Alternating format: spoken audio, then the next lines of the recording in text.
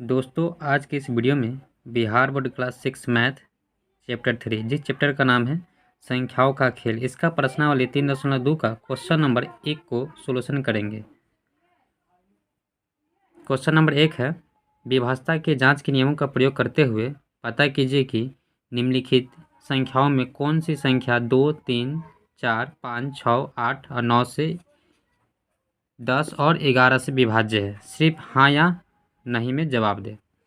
यानी इसमें क्या करना है, ये आपको ये ग्राफ दिख रहा है, इसमें आपको जांच के हमको बताना है कि कौन सी संख्या जो है 2 से 3 से 4 से 5 से 6 से विभाज्य होगा। तो इस क्वेश्चन को सॉल्व करने से पहले हम विभाज्यता के नियम को जानेंगे कि विभाज्यता के नियम क्या होता है, उसके बाद इसको सॉल्व करेंगे। इससे आपको क्या होगा कि आसानी होगा। तो आइए विभाज्यता के नियम को जानते हैं। सबसे पहले हम जानेंगे 2 से विभाज्यता का नियम क्या होता है। 2 से विभाज्यता, जिस संख्या का इकाई का अंक 0, 2, 4, 6 और 8 हो, वे संख्याएं 2 से पूर्णतः विभाजित होगी। 2 से विभाज्यता का नियम क्या कहता है कि जिन संख्याओं के अंत में 0 हो, 2, 4, 6 और 8 हो, वे संख्याएं जो है 2 से पूर्णतः विभाजित होगी। जैसे मान लीजिए हम 4 ले लेते हैं, तो क्या 4 2 से विभाजित है? तो जी हाँ, 4 2 से विभाजित है। क्यों? यहाँ पे क्या बोला है कि जिस संख्याओं के अंत में 2 हो, 0 हो, 4 हो, 6, 8 हो, तो वो हमारा 2 से विभाज्य होगा। तो 4 2 से विभाज्य होगा, आपको पता है। इतना छोटा सा एग्जाम्पल था। मान लीजिए दूसरा एग्जाम्पल हम ले लेते हैं। 9240। तो 9240 क्या ये 2 से विभाज्य है? तो हाँ, ये 2 से विभाज्य क्यों है? क्योंकि इसके अंत में क्या है, देखिए 0 है। तो यहाँ पे बोला था ना कि जिस संख्या के अंत में 0 आ जाए या 2, 4, 6 या 8 आ जाए तो वे 2 से विभाजित। यहाँ पे देखिए इसके अंत में क्या है, 0 है, तो ये 2 से विभाज्य हो जाएगा। देखिए 9240 में 2 से डिवाइड करेंगे तो ये आपको कटेगा 46 बार में। ये कितना है? ये आपका 40 है। तो 40 यहाँ पे उतर जाएगा। 2 से 40 जो है कितना बार में लगेगा? 20 बार में लगेगा। तो ये संख्या जो है 2 से विभाजित हो गया। तो 2 से विभाज्यता के नियम आप समझ गए। अब जानेंगे 3 से विभाज्यता के नियम। 3 का विभाज्यता नियम क्या होता है? 3 से विभाज्यता, यदि दी गई संख्या के अंकों का योगफल 3 से पूर्णतः विभाजित है तो दी गई संख्या भी 3 से पूर्णतः विभाजित होगी। 3 से विभाज्यता का नियम क्या कहता है कि कोई अगर संख्या दिया हुआ है, अगर उसका योगफल 3 से पूर्णतः विभाजित हो जाती है तो जो भी हमको संख्या दिया रहेगा वह 3 से पूर्णतः विभाजित हो जाएगी। एक एग्जाम्पल के द्वारा समझिए। मान लीजिए 121 ले लेते हैं। तो 121 के 3 से विभाज्य है या नहीं, इसको जांच करते हैं। तो देखिए क्या बोला है कि इस संख्या का योग करने के लिए बोला है। तो 121 का अगर योग कीजिएगा तो 1 + 2 + 1, तो 2 1 कितना होता है? 3 होता है। 3 में 1 जोड़िएगा तो कितना आएगा? 4। तो क्या ये 4 3 से विभाज्य है? तो नहीं, 4 3 से विभाज्य नहीं होगा। इसका शेषफल 1 रह जाएगा। तो ये जो है आपका 3 से विभाज्य, 121 3 से विभाज्य नहीं होगा। देखिए यहाँ पे शेषफल 1 रह गया, यानी 3 से पूर्णतः विभाजित नहीं हुआ, तो ये 3 से विभाज्य नहीं होगा। दूसरा एग्जाम्पल ले लेते हैं। मान लीजिए हम 124 ले लेते हैं। 124 3 से विभाज्य है या नहीं, इसको देखते हैं। चलिए देखिए 124 है, 1 2 + 4, तो 4 2 6 1 7। 7 भी 3 से पूर्णतः विभाजित नहीं हो रहा है, ये भी। तो 124 भी 3 से विभाज्य नहीं होगा। 546 ले लेते हैं। देखिए 5 + 4 + 6, 6 4 10 5 15। तो इन संख्याओं का 546 का संख्याओं का योग क्या आया? 15 आया। तो 15 3 से विभाज्य होता है? तो जी हाँ, 15 3 से विभाज्य होता है। आपको पता है 5 बार में कटेगा। तो यानी जिन संख्याओं का जो योगफल आता है अगर वह 3 से विभाज्य हो रहा है तो ये संख्या भी 3 से क्या होगा, विभाज्य होगा। तो इनका योगफल क्या है, 15 है। तो 15 जो है 3 से विभाज्य है 5 बार में, यानी 546 भी 5 से क्या हो, 3 से क्या हो जाएगा, विभाज्य होगा। ये 3 से विभाज्यता के नियम आप समझ गए। अब जानेंगे 4 से विभाज्यता का नियम क्या होता है।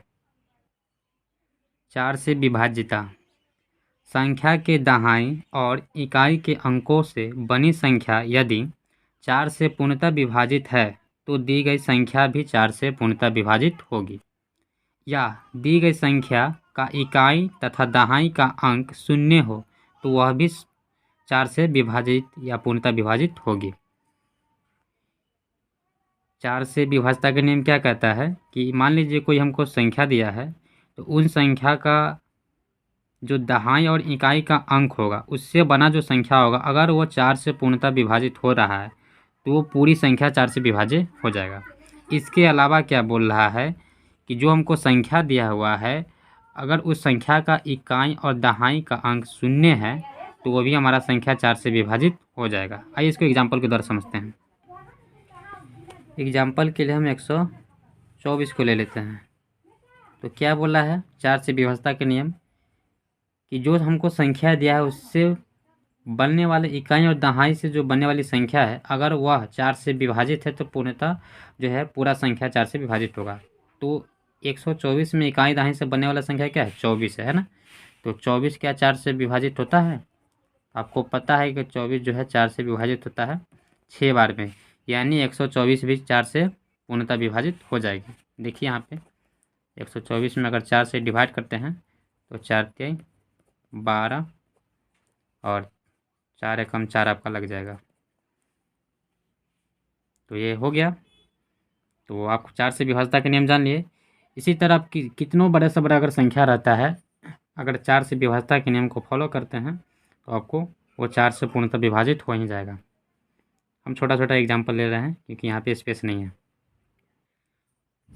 उसके बाद इसमें क्या बोला है कि वैसा संख्या जिसका इकाई और दहाई का जो अंक है शून्य है तो भी 4 से विभाजित होगा।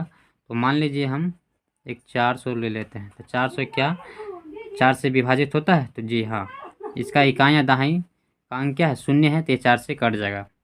कितना बार में कटेगा, तो 100 बार में कट जाएगा, आपको पता है। तो अब 5 से विभाज्यता के नियम को जानेंगे। 5 से विभाज्यता दी गई संख्या के इकाई का अंक यदि 0 या 5 हो तो दी गई संख्या 5 से पूर्णतः विभाजित होगी। मान लीजिए 15 या 15 नहीं, 15 तो बहुत छोटा है, 155 ले लेते हैं। तो क्या 155 5 से विभाज्य है, तो हाँ 5 से विभाज्य है। क्यों, क्योंकि इसका इकाई का अंक क्या है, 5 है, तो ये हमारा 5 से विभाजित हो जाएगा। देखिए भाग करके दिखा देते हैं। 5 तिहाई 15 कट गया, 5 उतर गया, 5 एकम 5, 155 5 से विभाजित हो गया। क्यों हुआ कि इसका विभाज्यता का नियम क्या कहता है कि जिस संख्या का इकाई का अंक अगर 5 हो या 0 हो वो हमारा संख्या 5 से पूर्णतः विभाजित हो जाती है। ये तो समझ में आ गया।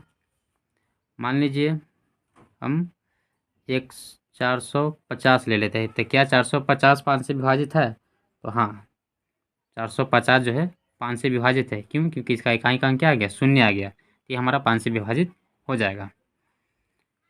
तो 5 से विभाज्यता के नियम जान लिया। अब जानेंगे 6 से विभाज्यता का नियम क्या कहता है।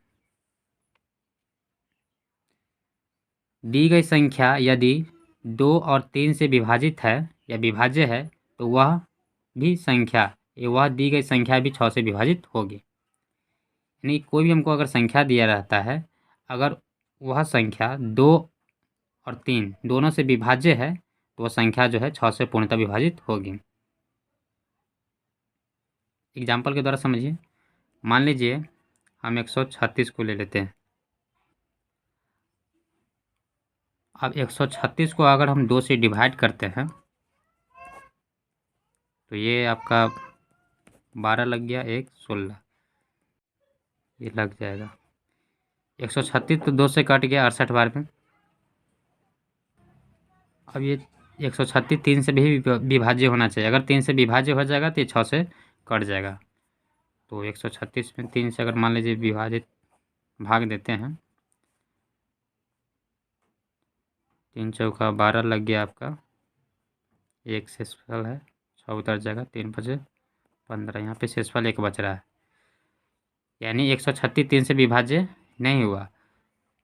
तो ये 136 6 से भी विभाज्य नहीं होगा। हमको क्या बोला है कि जो भी संख्या दिया रहेगा अगर वह 2 और 3 दोनों से विभाज्य है तभी वो 6 से विभाज्य होगा। तो 136 तो हमारा 2 से विभाज्य हो गया, लेकिन 3 से विभाज्य नहीं हुआ। यहाँ पे शेषफल 1 आ गया, तो ये संख्या 6 से विभाजित नहीं होगा। दूसरा एग्जाम्पल ले लेते हैं, 546। तो 546 2 से विभाजित होगा, क्यों होगा? क्योंकि इसके इकाई का अंक क्या है? 6 है। ये तो 2 से विभाजित हो रहा है, 3 से विभाजित होगा या नहीं? तो 3 का विभाज्यता का नियम अभी पता है क्या होता है कि सभी संख्या के क्या करेंगे, योग कर देंगे। अगर वह संख्या 3 से विभाजित होगा तो ये पूरा संख्या विभाजित हो जाएगा। तो 5 4 9 9 6 15, यानी 15 जो 3 से विभाजित हो रहा है, यानी ये 2 और 3 दोनों से विभाजित हो रहा है, इसका मतलब है कि 6 से विभाजित हो जाएगा। भाग देख के देख लेते हैं 6 से विभाजित हो रहा है या नहीं। 6 9 54,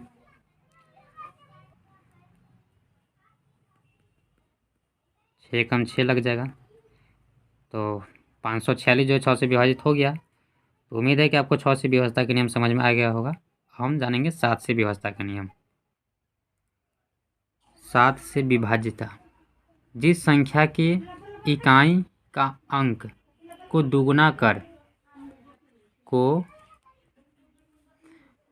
कर शेष संख्या में घटाने पर 0 या 7 का गुणज प्राप्त हो तो वह संख्या 7 से पूर्णतः विभाजित होगी, अर्थात उस संख्या में 7 से पूर्णतः भाग लगेगा। 7 का विभाज्यता का नियम क्या कहता है? तो देखिए, जो हमको संख्या दिया हुआ है उस संख्या का इकाई का अंक क्या करना है, दुगुना कर देना है। और दुगुना करने पर शेष संख्या में घटाने पर जो हमको शेष संख्या बच जाएगा उसको घटाने पर 0 या 7 का गुणज प्राप्त होता है, तो वह संख्या हमें 7 से पूर्णतः विभाजित हो जाएगी। एक एग्जाम्पल के द्वारा समझिए। मान लीजिए हमको 728 एक अंक ले लेते हैं। तो ये 728 का इकाई अंक क्या है, 8 है। तो बोला है ना कि इकाई का जो अंक है उसको दुगुना कर देने के लिए। तो इकाई का अंक कितना है, 8 है। तो 8 को अगर हम दुगुना कर देते हैं तो कितना आएगा, दुगुना मतलब 2 से गुना, 8 दूना 16, 16 आ गया। तो बोला है कि शेष जो संख्या बचता है उसमें इस संख्या को क्या करना है, घटा देना है। तो शेष संख्या क्या बचा, 72 बचा। यहाँ क्या है, 16। तो 72 में से अगर आप 16 को घटा देते हैं तो 12 में से 6 गया 6, यहाँ पे बचा 6, 6 में से गया 5, तो कितना आया, 56 आया। तो क्या बोला है आगे देखिए, घटाने पर 0 या 7 के गुणज प्राप्त हो तो वह संख्या भी 7 से विभाजित हो जाएगा। तो हमको क्या प्राप्त आया, 56 प्राप्त हो गया। तो 56 क्या 7 का गुणज है? तो हाँ, 56 जो है 7 का गुणज है, 8 बार में आता है। तो यानी ये संख्या 728 भी 7 से पूर्णतः विभाजित हो जाएगा। देखिए 728 में अगर हम 7 से भाग देते हैं तो 7 दाई 70 लगेगा आपका, 2 उतर गया 8, 7 चौक 28, यानी 104 बार में 728 कट गया। तो ये 7 के विभाज्यता के नियम उम्मीद है कि आपको समझ में आ गया होगा। अब जानेंगे 8 के विभाज्यता के नियम। 8 से विभाज्यता, दी गई संख्या के सैकड़ा, दहाई और इकाई के अंक यदि 0 हो अथवा सैकड़ा, दहाई और इकाई के अंक से बनी संख्या 8 से विभाज्य हो तो दी गई संख्या भी 8 से विभाजित होगी। क्या बोला है कि मान लीजिए हमको कोई संख्या दिया है, उस संख्या का सैकड़ा, दहाई और इकाई का अंक यदि 0 हो तो भी 8 से विभाजित होगा, या इसके अलावा यदि उस संख्या का सैकड़ा, दहाई और इकाई से बनने वाली संख्या 8 से विभाजित होगा तो वह संख्या पूरा जो है 8 से विभाजित हो जाएगा। इसको हम एक एग्जाम्पल के द्वारा समझते हैं। मान लीजिए हम एक संख्या ले लेते हैं 15,864। तो 15,864 क्या 8 से विभाज्य है या नहीं, इसको हम जांच करते हैं। तो देखिए 8 का व्यवस्था का नियम क्या कहता है कि इसका इकाई दाएं सैकड़ा का अंक यदि 8 से विभाज्य हो जाता है तो पूरा संख्या 8 से विभाज्य हो जाएगा। तो क्या है 864 है, इकाई दाएं सैकड़ा से बना संख्या क्या है 864 है। तो 864 में अगर हम 8 से डिवाइड करते हैं तो क्या ये कटता है नहीं। तो देखिए 8 दाएं 80 हो गया, शेष यहाँ बचा 6, यहाँ क्या बच गया 4, तो 8 8 64 लग गया। यानी 864 में 8 से डिवाइड किए तो कितना आ गया 108 आ गया। तो 864 8 से कट रहा है, यानी ये पूरा संख्या भी 8 से क्या हो जाएगा कट जाएगा। इसके अलावा क्या बोला है कि इसका इकाई कोई एक ऐसा संख्या है जिसका इकाई दाएं सैकड़ा का अंक क्या हो 0 0 हो, तो वो संख्या भी 8 से विभाजित हो जाएगा। तो मान लीजिए हम एक एग्जाम्पल ले लिए 4000, 4000 8 से विभाज्य है या नहीं, तो 4000 8 से विभाज्य है। क्यों है? क्योंकि इसका इकाई दाएं सैकड़ा का अंक जो है क्या है 0 है, तो ये भी हमारा 4 से विभाजित हो जाएगा। देखिए ये भी हमारा 8 से विभाजित हो जाएगा, 4 से नहीं। तो 8 पंचे 40 होता है, आपको पता है। कट गया, यहाँ 2 शून्य उतर जाएगा। कितना बार में कटा 500 बार में कटा। तो ये 8 से विभाज्यता के नियम आप समझ गए। अब जानेंगे 9 से विभाज्यता का नियम क्या होता है। 9 से विभाजिता, दी गई संख्या के अंकों का योगफल यदि 9 से विभाज्य हो तो दी गई संख्या भी 9 से विभाजित होगी। मान लीजिए एक एग्जाम्पल ले लेते हैं 546। तो 546 क्या 9 से विभाज्य है या नहीं? तो विभाज्यता का नियम इसका क्या कहता है कि इसका अंकों का योग अगर यदि 6 से विभाजित तो इसका पूरा संख्या भी 9 से विभाजित हो जाएगा। तो देखिए 5 4 9 9 6 15 आया, तो 15 तो 9 से नहीं कटता है, तो क्या 546 9 से विभाजित होगा? तो नहीं होगा। दूसरा एग्जाम्पल लेते हैं 3,33,333 को ले लेते हैं। तो ये 9 से विभाज्य है या नहीं, आइए इसको जांच करते हैं। तो देखिए सबको क्या बोला है योग करने के लिए बोला है। कितना 3 है 3 3 6 गो है, 3 + 3 कर देंगे तो 3 का गो है 6 गो है, तो कितना हो जाएगा 3 6 का 18। तो 18 जो है 9 से विभाज्य है, तो आपको पता है कि 18 9 से विभाजित होता है। कितना बार में होता है 2 बार में होता है। तो जब ये इसका अंकों का योग जब विभाजित हो जाता है 9 से, ये पूरा संख्या भी क्या हो जाएगा 9 से विभाज्य हो जाएगा। तो ये हमारा 9 का विभाज्यता का नियम था। अब जानेंगे 10 के विभाज्यता का नियम क्या होता है। 10 से विभाज्यता, दी गई संख्या के इकाई का अंक यदि 0 है तो वह संख्या 10 से पूर्णतः विभाजित हो जाएगी। कोई भी संख्या है अगर उसका इकाई का अंक 0 होता है तो वह 10 से पूर्णतः विभाजित हो जाएगा। मान लीजिए 120 ले लेते हैं, तो इसका इकाई का अंक क्या है 0 है, तो ये हमारा 10 से विभाजित हो जाएगा। 10 का विभाज्यता का नियम बहुत ही आसान होता है। कट गया। 11 से विभाज्यता, तो 11 से विभाज्यता का नियम क्या होता है इसको एग्जाम्पल के द्वारा हम समझते हैं। मान लीजिए हम एक संख्या ले लिए 1452, तो क्या एक 11 से विभाज्य है? तो देखिए ये संख्या 11 से विभाज्य है या नहीं, इसको हम चलिए इसका नियम के द्वारा समझते हैं। इसमें क्या होता है कि एक संख्या को अगर जोड़िएगा तो दूसरा संख्या को छोड़ देना है और उसके आगे वाला संख्या को क्या करना है जोड़ना है, ठीक है। और फिर जो संख्या बच जाता है उस संख्या को जोड़ देने पर अगर आप उसको घटाइएगा, उसका अंतर कीजिएगा, तो 0 अगर आ जाता है तो वह संख्या 11 से विभाजित हो जाएगा। जैसे यहाँ पे हम एक एग्जाम्पल ले लिए, क्या है 1452 है। तो देखिए यहाँ पे पहला संख्या क्या है 1 है, तो 1 लिख दिए। एक संख्या को दूसरा वाला जो है उसको छोड़ देना है। दूसरा क्या है अब 5 है, तो 5 लिखे। तो 5 से कितना होता है 6 होता है, ठीक है। अब क्या संख्या बच गया 4 बच गया, और क्या बच गया 2 बच गया। तो 4 को जोड़िए और 2 को जोड़ दीजिए, कितना आया 6 आया। तो इसका अंतर क्या आया 6 में से 6 गया तो 0 आ गया। तो यानी अगर 0 आ जाता है तो ये संख्या पूरा जो है 11 से कट जाएगा। यहाँ पे 0 आ गया यानी 1452 भी 11 से कट जाएगा। देखिए यहाँ पे भाग दे के आपको हम दिखा देते हैं।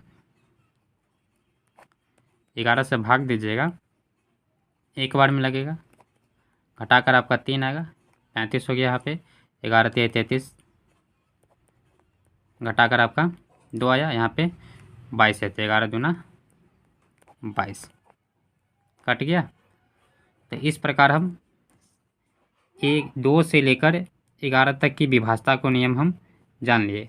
अब इसका क्वेश्चन नंबर 1 को सॉल्व करेंगे। अब आप आसानी से इसको सॉल्व कर सकते हैं।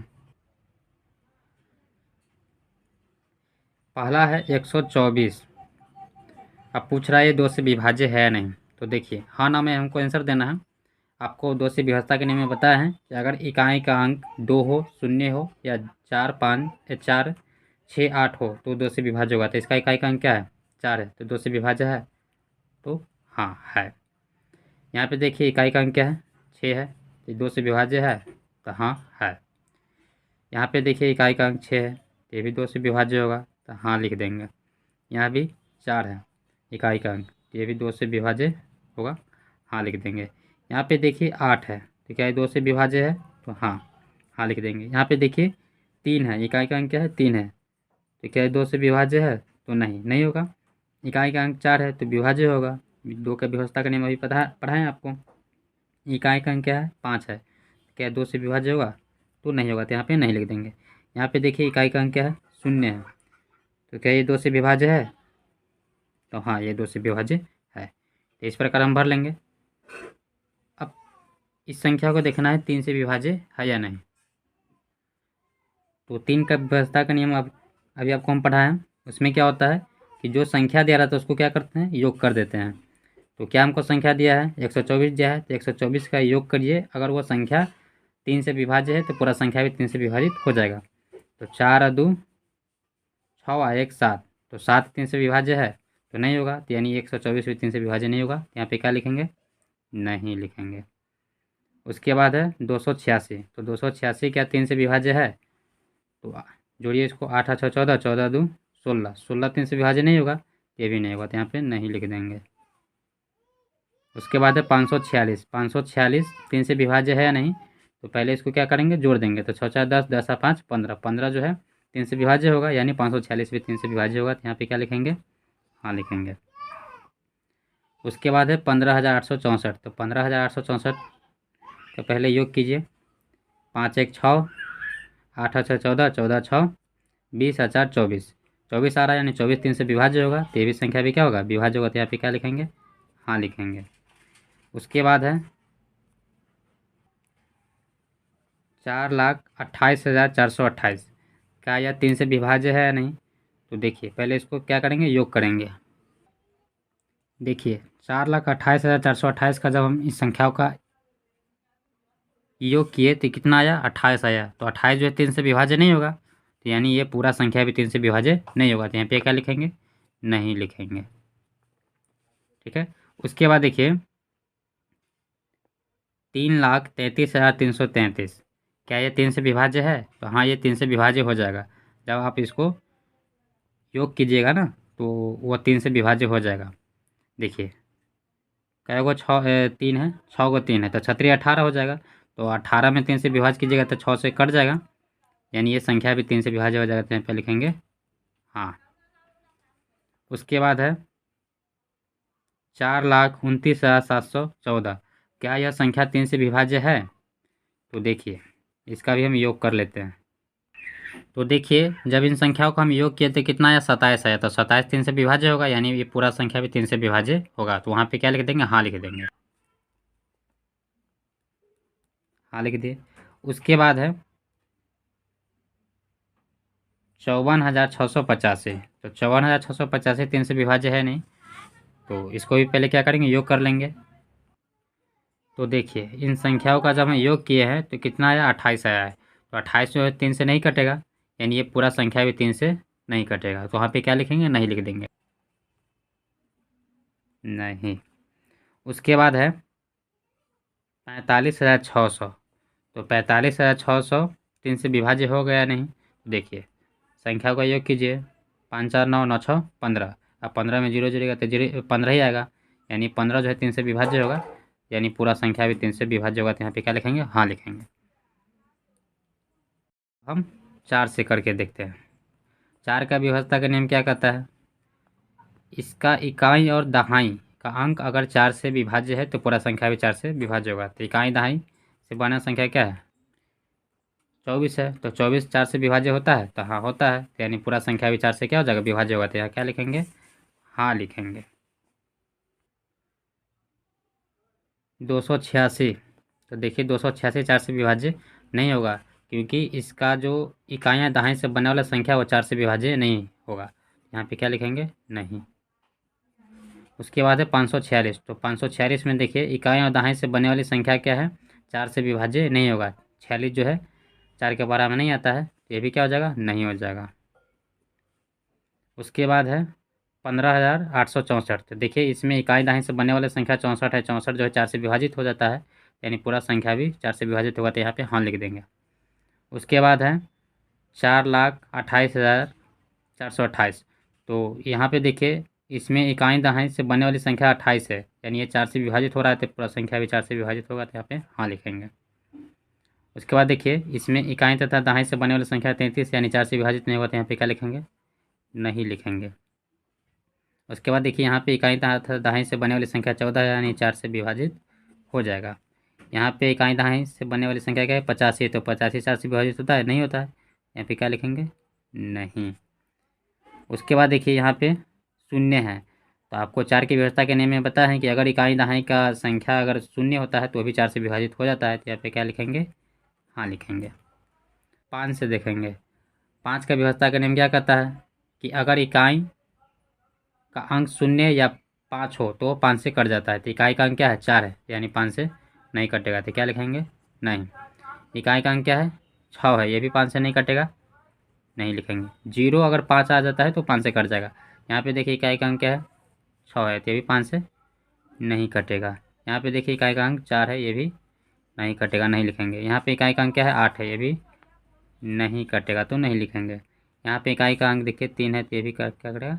नहीं कटेगा, तो नहीं लिखेंगे। यहाँ पे देखिए इकाई का अंक क्या है? 4 है, ये भी नहीं कटेगा। यहाँ पे देखिए इकाई का अंक क्या है? 5 है, तो ये 5 से कट जाएगा। यहाँ पे देखिए इकाई का अंक क्या है? 0, तो ये भी 5 से कट जाएगा, तो हाँ लिख देंगे। ठीक है। अब जानेंगे 6 से विभाज्यता का नियम। इसके बाद 6 से जांच करेंगे कि दी गई संख्या में कौन कौन सी संख्या जो है 6 से विभाज्य है। तो देखिए पहला संख्या क्या है? 124।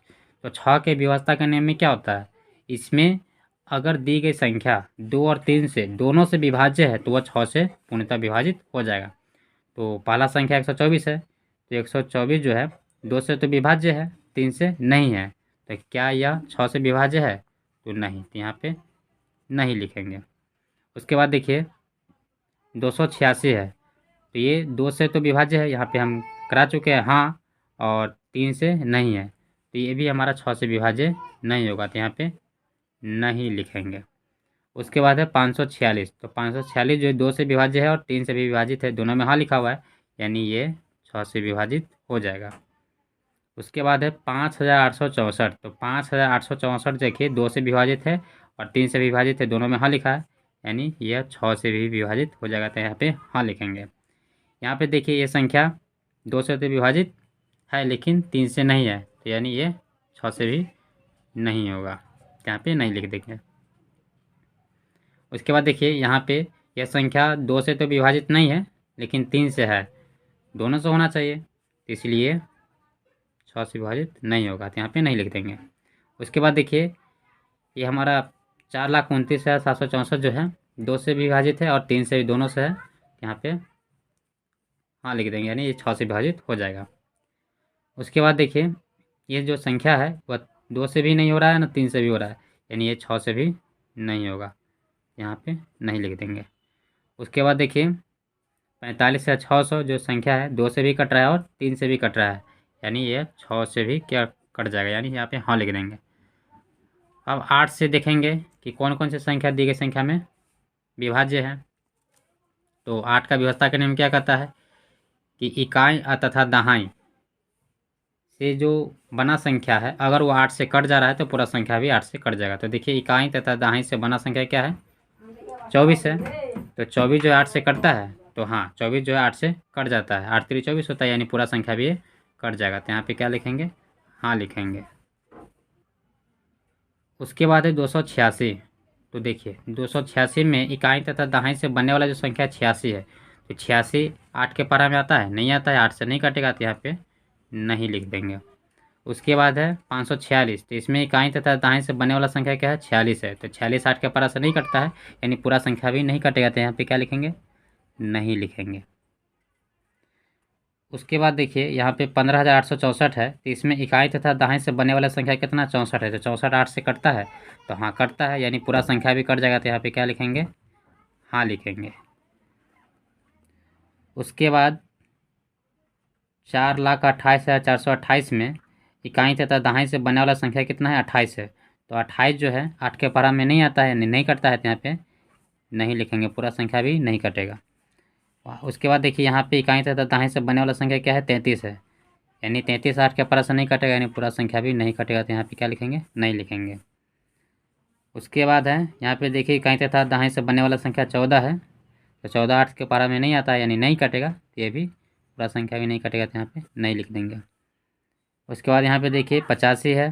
तो 85 भी 8 के पारा में नहीं आता है, तो ये भी नहीं हो जाएगा। उसके बाद देखिए यहाँ पे इकाई तथा दहाई से बनने वाला जो संख्या क्या है, 0 है। तो आपको विभाज्यता के नियम में हम बताए हैं कि अगर इकाई तथा दहाई का अंक अगर 0 आता है, तो भी हमारा संख्या जो 8 से पूर्णतः विभाजित हो जाता है, तो यहाँ पे हाँ लिख देंगे। तो इस प्रकार हम सॉल्व कर लेंगे। आप जानेंगे 9 से दी गई संख्या में कौन कौन सा विभाज्य है।